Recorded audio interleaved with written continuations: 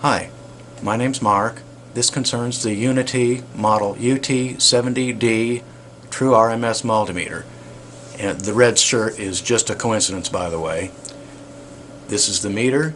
We'll be doing a teardown and not all that comprehensive, probably, review, but we'll give it a try. Thanks. Okay, well, I hadn't really planned on getting into this right now, but anyway. There are 3 screws to get into here, one here, and then these 2 are hiding under a couple of little rubber plugs.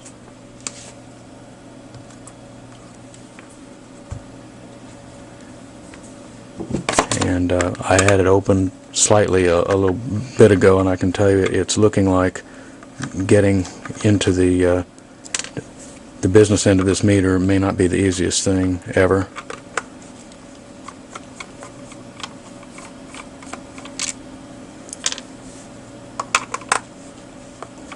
It seems as if the continuity check doesn't work at all, at least not according to the methodology given in the instruction manual, and I wanted to see if maybe I had a bad tack switch or something in there. These feel like real switches, but when you look in there they look more like remote control conductive rubber items, so we'll see.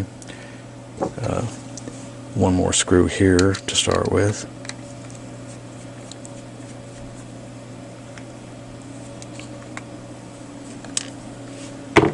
And the rest I'm not too sure of.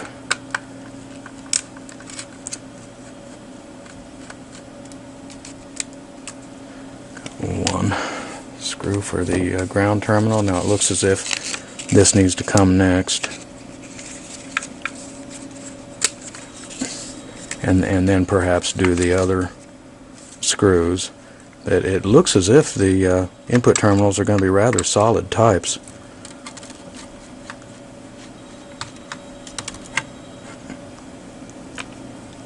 Yeah, they're just attached with screws right here. And so this the quality of construction looks a little better than what you often see with some of your cheaper multimeters. It's not magnetic, I can tell. Okay, and so as you can see here, you have shielding over the entire board. There's a plastic sheet between the shield and the board, and the input jacks are secured by these screws, washers, and lock washers.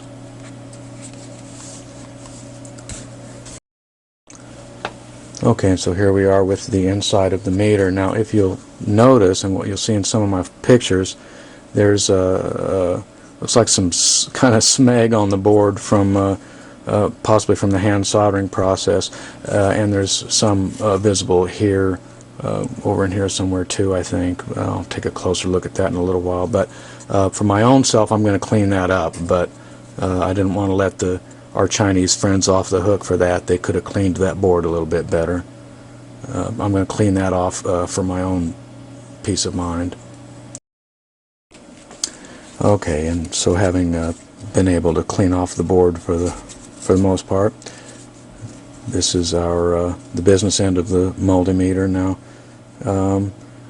much of it's hidden under this display module, of course, and I'm really not going to tear that off, because a lot of times if you have zebra strips and stuff, when you put them back on, they don't work quite right, and so I don't think I'm going to do that. But I'm going to pull this button assembly off there, and you'll see the blister switches underneath.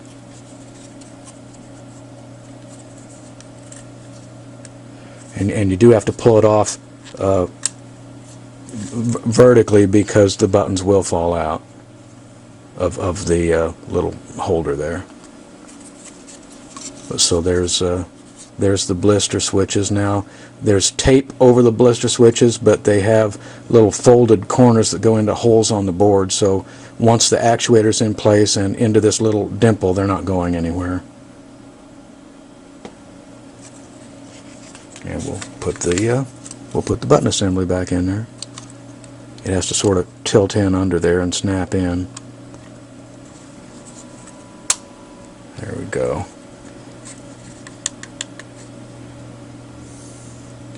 Now for the input protection, of course, you can see a couple of MOVs, a couple of series resistors on the input there, 1K ohm resistors.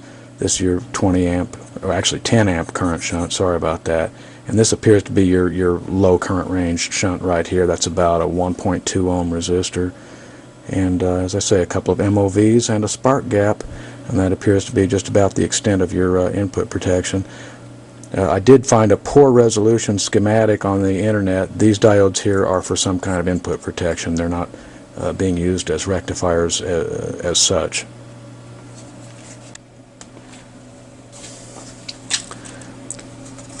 Okay, and I took the blister switch apart and attacked it with some keg deoxit, and I do think that's working correctly now. So at any rate, you can see your various soft keys are actually blister switches there. Okay, and right now we're measuring the current drain in normal operation is about 2200 to 2400 microamps, and it is pulsing as if with data, although I haven't looked at it on a scope. And we'll just let it auto power off here in a little while and see what the auto power off sleep mode current consumption is. Okay, and since the gold standard is the Fluke 87-5, that's what we'll kind of compare it to, although I'm going to tell you right now it's not really the equal of the 87.5 in terms of quality or confidence of usage, even with Fluke's history and all, but nevertheless it's going to get compared to that, so we'll not ignore the elephant in the room, so to speak. Now, for one thing, how it feels in your hand. Of course, the famous Fluke, we all know pretty much how that feels. I'm using an older style Fluke holster, by the way, but it's about the same in terms of feel. Now, the Uni-T feels bigger, mainly because the holster is thicker. The meter itself is just about identically sized. Okay, and we'll go to some measurements here in just a moment. Okay, here and for starters, we have both meters connected to a precision 5-volt source. As you can see, there isn't much to choose between them. The variation works out to about 0.04 of 1%. And so here's the Uni-T in 80,000 count mode. And here we are again measuring 1 milliamp in high resolution mode, the 2 meters in series. Here we are at the 500 volt range, and as you can see, the accuracy is quite comparable. We are capable of an extra digit of resolution out of the Uni-T. Let's see how it looks in standard resolution.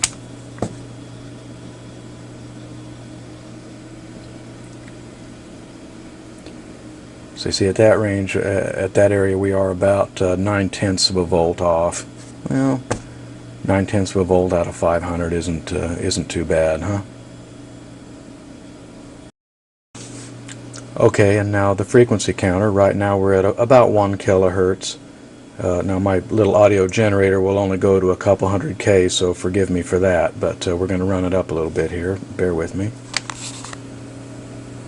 Okay, the Fluke is working, and the it's 193K, and the Uni-T reads nothing. Let's see, 10 kilohertz roughly. Let's try 50 kilohertz.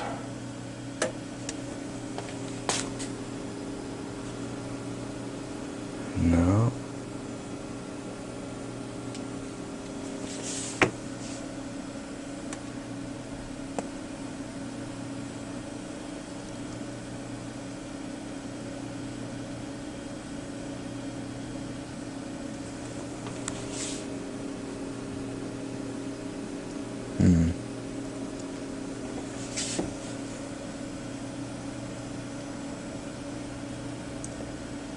Well, the frequency counter seems to lose it at about 30 kilohertz.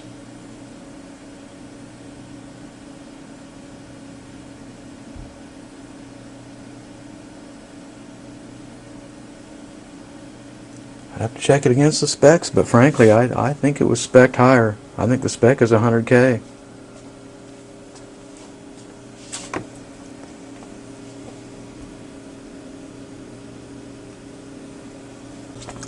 Okay, and just a quick check to show you how it auto ranges down to 0 in the ohms range.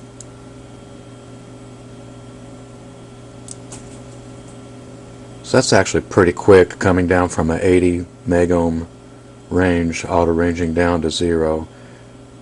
I don't think the good folks at Gossin have too much to worry about, but that's not too bad. Now the continuity, as I've said, it's not latched.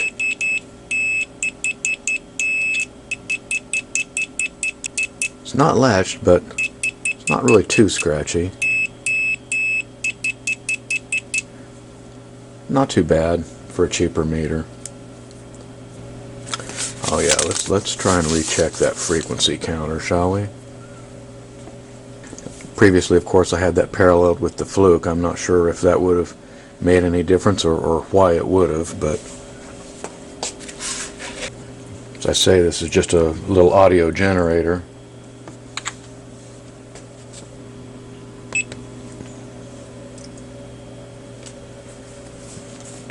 Right now that's at about 300 hertz.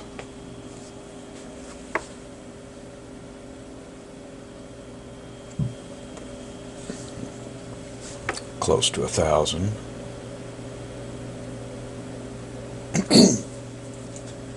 Okay, here's where it starts to get interesting. Let's turn it up to first 10K.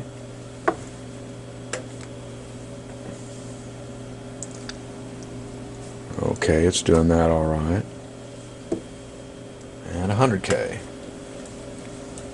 Hey, it works this time. How about that? I wonder what my problem was yesterday.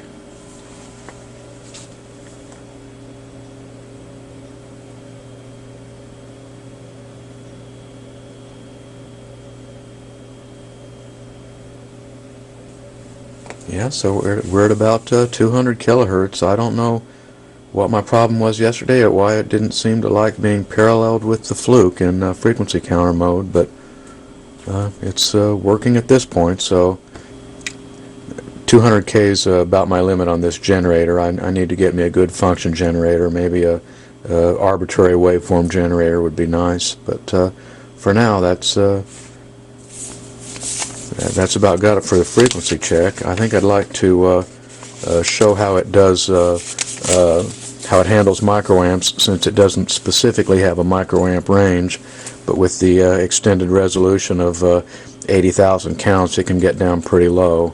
It'll take me a minute to get that set up, so we'll do that here in just a little bit.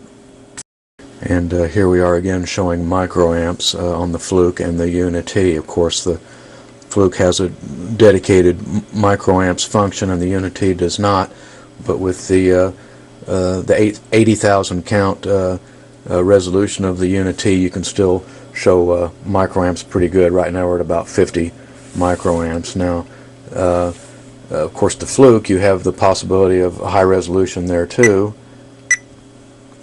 so you can show your 48.95 microamps, and so once again advantage fluke, but not by that much in the real world.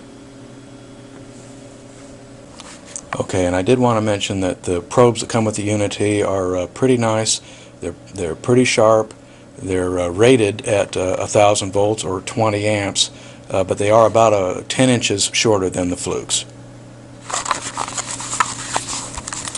And you can see right here, ouch, those are really quite sharp. Okay, and right off the bat, let's just check and see at what point the low battery indicator comes on. Right now, 8.7. Well, let's just see where it is here.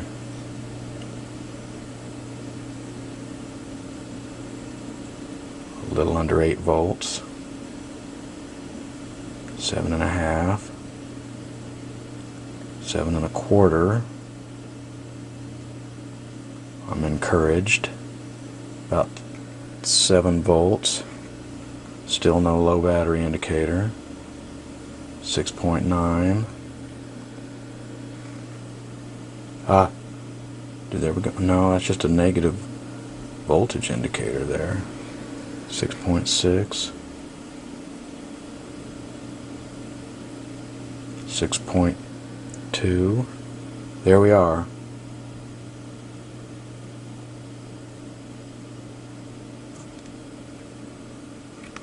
Let's try that again. Reboot the Uni-T and take its voltage down again a little bit. 6.6, 6.5. Just try and get those showing simultaneously.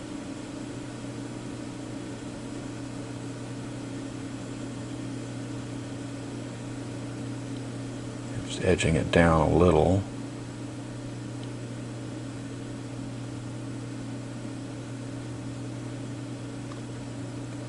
Right now we're at 5.6.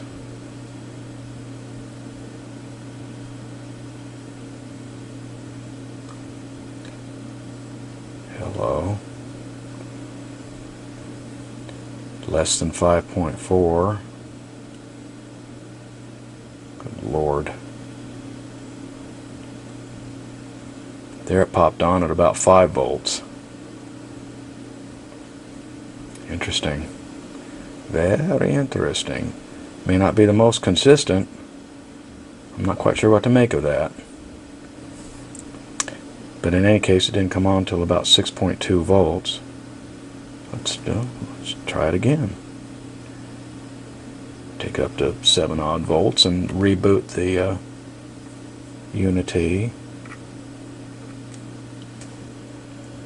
Or not.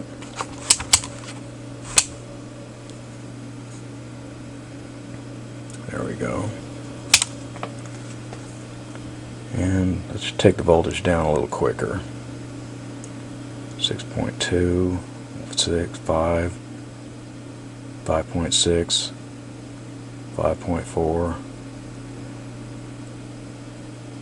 Less than 5 volts that time. 4.5, 4.3.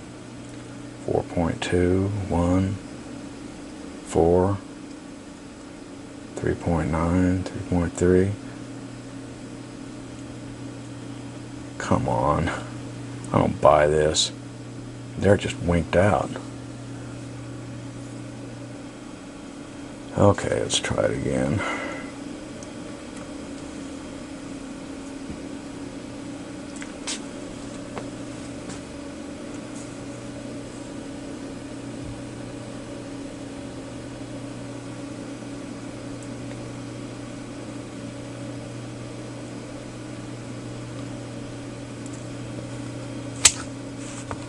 Change some functions there. No. Less than 5 volts. Less than that.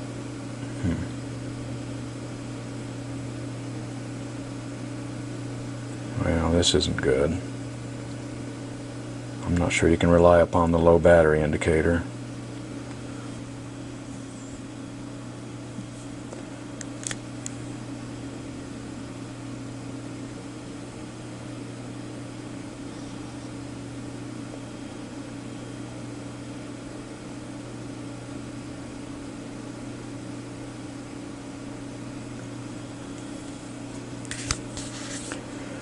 Well, there's two ways of looking at that, I suppose. Either you can't rely on the low battery indicator at all, or you can use the meter until it dies. Take your pick. Okay, well, this is a little cumbersome. but I thought since we couldn't get a reliable low battery indication on the Uni-T, we'd see how the low battery affects the accuracy. So right now we're across that precision 5-volt source again with the Uni-T and with my Tektronix, and then we'll see at what point we either get a low battery indication or see the accuracy suffer. So we're now reducing the supply voltage for the Uni-T. We're at 7 volts or so.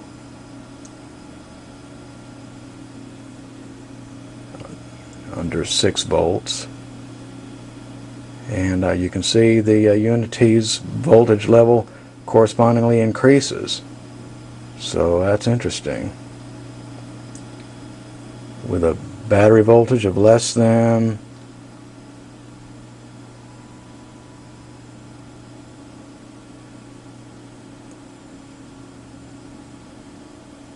well,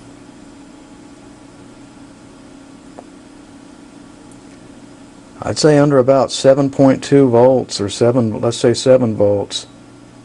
The Uni-T's voltage readings start to become unreliable. Not terribly so until you get lower. You got 0.2 of a volt variance there with a supply voltage of 5.7. But you see, we still have no low battery indicator. That seems to be a potential issue. Okay, and here's that input switch. Got a great big old snap ring there. You can see where the input jacks, probably actually waterproof getting in there if you get right down to it once the screws are in place. But anyway, check out that switch.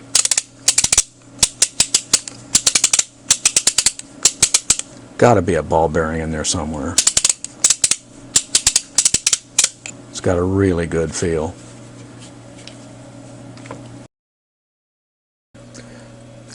Okay, and here's our PowerUp sequence on the UT-70D. I've got the fluke on a manual 600 milliamp range for the peak min-max, which you will see why in just a moment.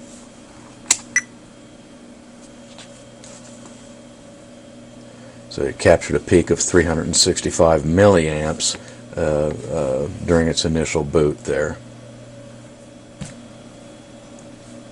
And in normal operation, about 2-point-something milliamps. Now, regarding the backlight, it's barely visible in room lighting, which I will demonstrate here in a moment, but let's see what kind of current it draws. It bumps it up to about 18 milliamps or so, so it adds about 16 milliamps to the current consumption, and I don't know if you can see that at all in this light. It's, well, I guess we lost our DC here just a moment. And in normal room light, you can't see the backlight at all.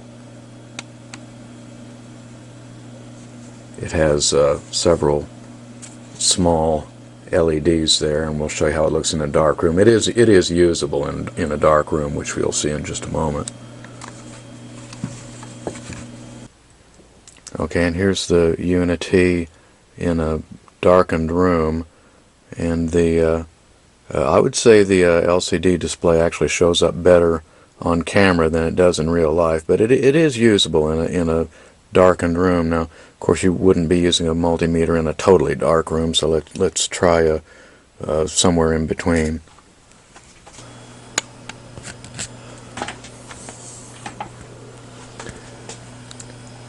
Well, it still shows up brighter on camera than it does than it appears in real life.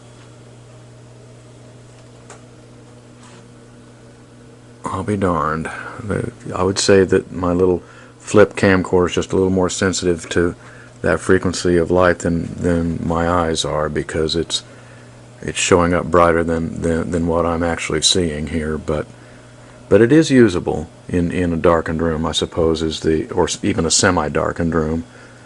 So I suppose that's the important thing. But as I say, the backlight adds about 16 milliamps to to the current consumption. Okay, and so that's it for the Uni-T UT-70D.